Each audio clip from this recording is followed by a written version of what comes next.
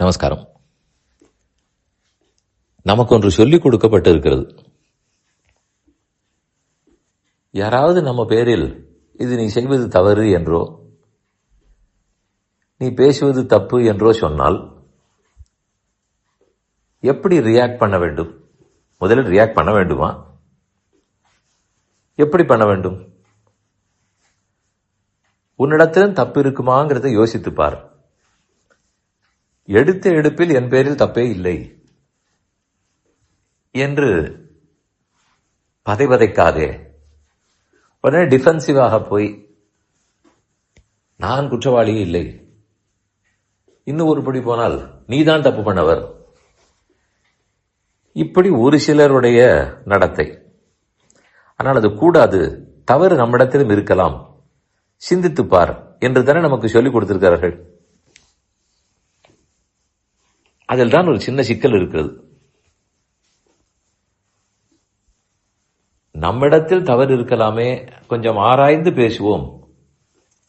இந்த எண்ணம் என்னிடத்தில் இருந்து, ஆனால் நான் யாரோடு பேசிக் கொண்டிருக்கிறேனோ அவருக்கு அந்த எண்ணமே இல்லைன்னு வைத்துக் கொள்வோம். அவர் எடுத்த எடுப்பிலேயே என் பேரில் குற்றம் இல்லைன்னு சொல்லக்கூடியவர். தன் பேரில் குற்றமே இருந்தாலும் பிரத்தியார் தலையில் கட்டுபவர்.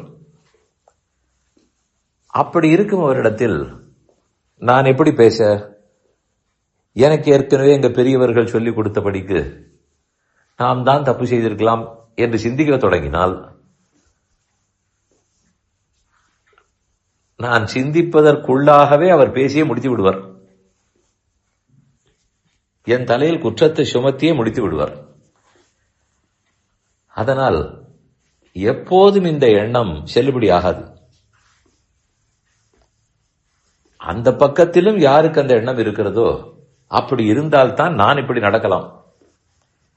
இல்லை என்றால் எப்போதுமே நான் தோற்றுக்கொண்டே இருக்க வேண்டியதுதான், தப்பை ஏற்றுக்கொண்டே இருக்க வேண்டியதுதான். இது எதற்காக சொல்ல வந்தேன் என்றால், நம் பாரத தேசத்திலேயே அந்த ஒரு சிக்கல் இருக்கிறது. இந்த தர்மம் சனாதன தர்மம், இந்து தர்மம்னு அழைக்கப்படுகிறது. இது எல்லாருக்கும் இடம் கொடுக்கும், எல்லாரையும் அகாமடேட் பண்ணும்.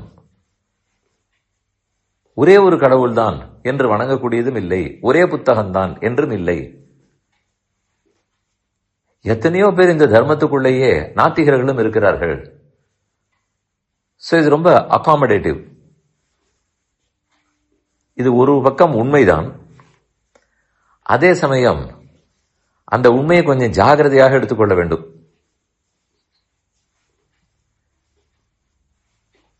இந்த அகாமடேஷன்லாம் யாரிடத்தில் செல்லுபடியாகும்? நாம் யாரோடு பேசிக் கொண்டிருக்கிறோமோ அவரும் அகாமடேட்டிவாக இருக்க வேண்டும். இருந்தால் சரி,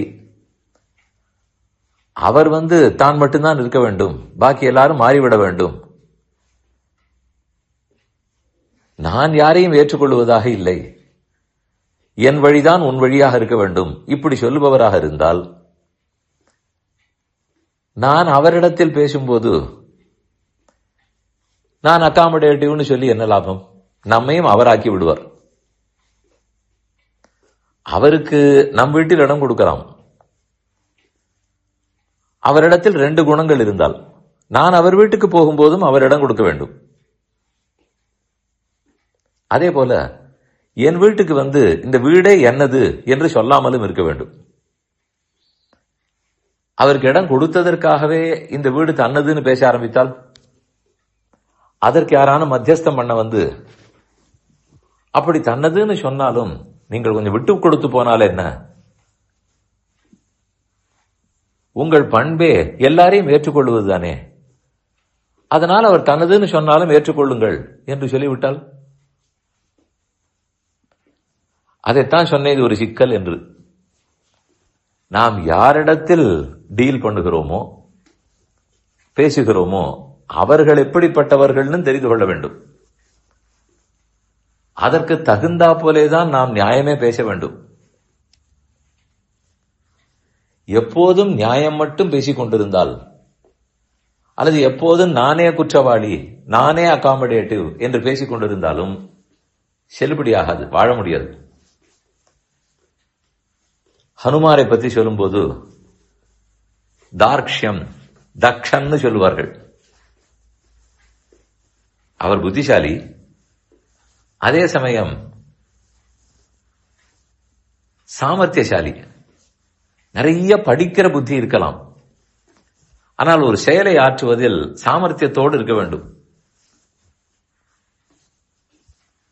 யாரை எப்படி அணுக வேண்டுமோ, சமாளிக்க வேண்டுமோ அப்படி செய்ய வேண்டும். எதிராளி எப்படிப்பட்டவரோ அப்படித்தான் நாம் நடந்து கொள்ள வேண்டும்.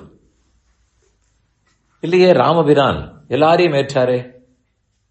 எதிர்கோஷ்டியிலிருந்து விபீஷணனே வந்திருந்தாலும் ஏற்றுக்கொண்டாரே என்றால் அவர் கடவுள், எல்லாரையும் ஏற்றுக்கொண்டுதான் ஆக வேண்டும். அப்படி ஏற்றாலும் யாரையும் சமாளிக்கவும் முடியும். அந்த சக்தி, ஆற்றல், ஞானம் இருக்கிறது. அதெல்லாம் நம்மிடத்தில் இல்லை. நமக்கு கொடுக்கப்பட்டதை நாம் காப்பாற்றியே ஆக வேண்டும். நம் தர்மத்தை ரட்சித்தாக வேண்டும், நம்மை ரட்சித்துக் கொண்டாக வேண்டும்.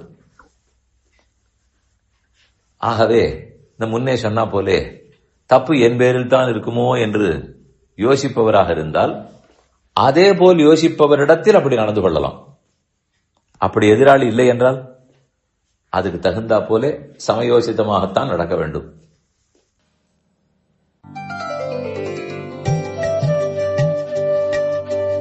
இந்த என் பணி ஆடியோவை உங்களுக்காக வழங்கியவர் வேலுக்குடி ஸ்ரீ கிருஷ்ணன் சுவாமி.